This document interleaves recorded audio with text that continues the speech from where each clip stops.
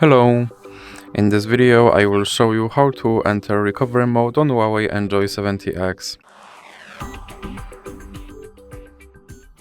So you have to start by powering off your device.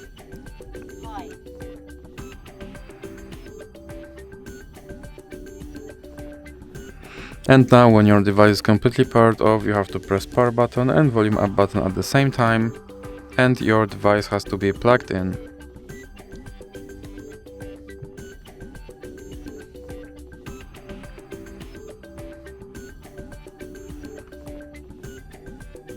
And when you see your logo on your screen, you can let go of power button.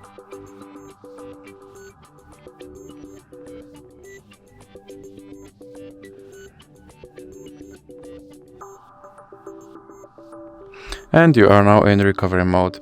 So that's it for this video. If you liked it, please remember to leave a like and subscribe.